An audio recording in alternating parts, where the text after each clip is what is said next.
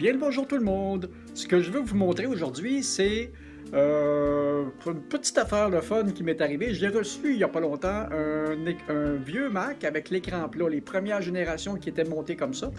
Et puis le Mac ne fonctionne plus, mais je dois récupérer le disque dur à l'intérieur et puis essayer de tirer les verres du nez à ce disque dur-là pour remettre les données à la cliente, qu'il soit utilisable ou non. Alors, c'est ça que je vais vous montrer. C'est parti, on démonte le Mac. Et lui, son problème, c'est qu'il est hors service. La madame m'a dit que il y a eu une panne de courant, puis il a arrêté, il n'a jamais voulu repartir. J'ai l'impression qu'il y a un problème avec cette section-là de la machine.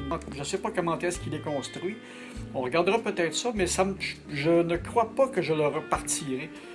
En fin de compte, moi, tout ce que je veux, c'est récupérer le disque dur à l'intérieur pour extraire les données et puis le remonter pour qu'il serve de décor dans mon studio d'ordinateur. C'est dommage qu'il ne fonctionne pas parce que j'aurais beaucoup aimé ça. Alors, je vais essayer de voir si on est capable de, au moins, brancher l'écran sur d'autres choses. Ça m'étonnerait parce que c'est très, très spécifique, ça. Et puis, eh bien, je vous reviens quand le disque dur va être démonté. Et puis, je vais vous montrer comment extraire des données de ces machines-là. Et regardez les beaux petits haut-parleurs qui viennent avec la machine. C'est assez chic. Ils sont transparents. Voilà. Il n'y a aucune identification Apple dessus, par exemple. Mais c'est les haut-parleurs d'origine qui venaient avec cette machine-là. Nous avons le lecteur CD. Et le disque dur est juste au-dessus ici. Je l'ai débranché. Il ne reste plus qu'à le récupérer. Et regardez comment c'était compact. Ça, c'est un petit peu ce que j'ai toujours déploré des Macs, bien que je sois un fan fini des Macs. C'est leur construction qui fait que pour jouer dans un Mac, il faut vraiment être décidé. Nous avons le disque dur. Il ne reste qu'à voir s'il fonctionne encore. Et je viens de découvrir que le disque dur de cette machine-là est un ATA. Par chance, j'ai encore un vieux boîtier ATA avec une sortie USB de USB 2. Alors on va pouvoir, si le disque dur fonctionne encore, on va pouvoir s'occuper de ça. Allons brancher ça dans mon boîtier, puis on va voir si on peut en tirer quelque chose. Et si je réussis à tirer les informations, et si je réussis à tirer les verres du nez à cet appareil-là, ma cliente, elle va être bien contente. On va aller brancher ça.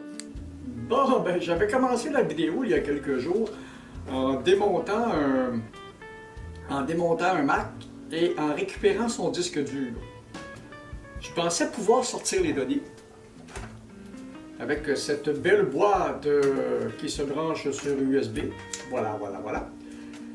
Le disque dur, c'est dommage, j'ai été capable de voir, quand je l'ai ouvert la première fois, j'ai été capable de voir ce qu'il y avait dessus.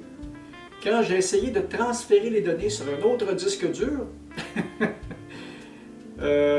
ça a commencé à pas bien aller. Par acquis de conscience, j'ai mis un autre de mes vieux disques durs dans la boîte.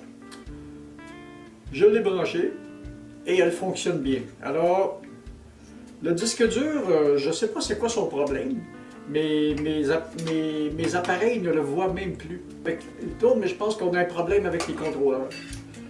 Donc, c'est dommage. Nous ne verrons pas comment je m'y prends pour transférer les données avec un disque dur. Parce que c'est la première fois qu'un disque dur me fait ça. Habituellement, ce que je fais, c'est que je prends le disque dur, je transfère les données sur le serveur central. J'ai quand même quelques terabytes de disponibles, donc c'est vraiment pas un problème. C'est un disque dur de 80 gigabytes. Alors, ben comme ça, on ne transférera pas les données de ce disque dur-là. Ma cliente va trouver ça difficile. Et c'est une chose que je dis à tout le monde depuis des années, parce que c'est la deuxième fois que ça arrive. L'année dernière, une de mes amies avait un petit portable. C'était un HP de la série Pavillon. Et puis, son ami l'a échappé à temps. Et puis, le PC s'est brisé. Alors, j'ai essayé de récupérer le disque dur. J'ai pas été capable non plus là, parce que là, je le savais, quand je partais de la machine, j'entendais les têtes faire toc toc, toc toc, toc toc, comme si tout avait débarqué. Et puis, ce que je dis aux gens, il y a des systèmes pour protéger vos données. Envoyez vos données sur la cloud, c'est disponible maintenant, vous avez je ne sais pas combien de gigabytes qui coûtent rien. Ou il y a des petits disques durs externes comme ça, d'1 terabyte, qui ne coûtent plus rien. Ou encore, Ces belles cartes-là peuvent servir aussi pour ça, là. Branche ça sur un Mac, sur un vieux Mac Pro comme moi, branche la carte dedans et puis ça peut servir pour stocker des données. J'ai 32 GB. Ou encore de belles petites clés USB comme ça. J'ai acheté les dernières clés USB que j'ai achetées, ils venaient par emballage de 2 et ça coûtait une quinzaine de dollars. Alors, on n'a aucune raison de ne pas protéger ces données parce que moi ça m'est arrivé, je vous dis ça, je suis pas meilleur que les autres. Ça m'est arrivé il y a une vingtaine d'années avec mon premier PowerPC, on montait les systèmes, on montait les versions de système, à un moment donné il a planté. Puis quand il a planté, il a fait disparaître à peu près, il a amené les disques durs avec lui. On a réussi à récupérer, à peu près 90% des données, parce que j'ai plusieurs façons de récupérer ça. Mais depuis ce temps-là, toutes mes données sont protégées. J'ai les données, les disques durs internes de mes machines ne contiennent que les logiciels. Tout ce qui est données, tout ce qui est photos, sont tous remisés dans des disques durs externes. Et non seulement ça, maintenant, j'ai un gros serveur avec plusieurs terabytes de disponibles qui est remisé ailleurs dans un endroit sécurisé de la maison. Alors, nous ne perdrons plus de données. Alors ça, je garde ça en attente et peut-être que je lui trouverai un contrôleur. Et j'essaierai d'autres choses.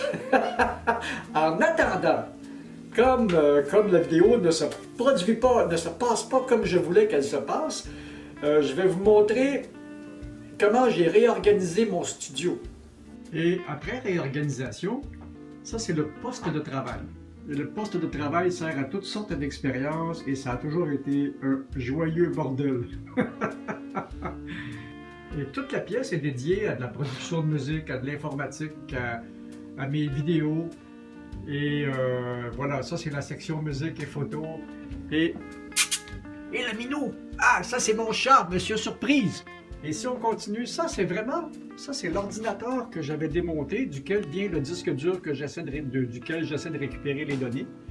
C'est une version de Mac qui n'a pas été très populaire. Et j'ai récupéré dernièrement, je vous parle souvent d'un Mac. C'était une version professionnelle du iMac. Et lui date de l'époque où on était encore avec des écrans cathodiques. Alors, regardez comment c'est profond par rapport à ma main. C'est un écran de 17 pouces. J'en avais déjà un qui me sert de serveur. Ça fait de très très bons serveurs parce que les horloges sont assez rapides là-dessus. Et celui-là, l'horloge est encore plus rapide, c'est la dernière version.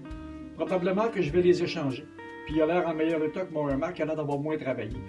Et puis naturellement, ben, il y a toujours mes amours de TRS. Et cette pièce-là qui est montée très très sourde avec.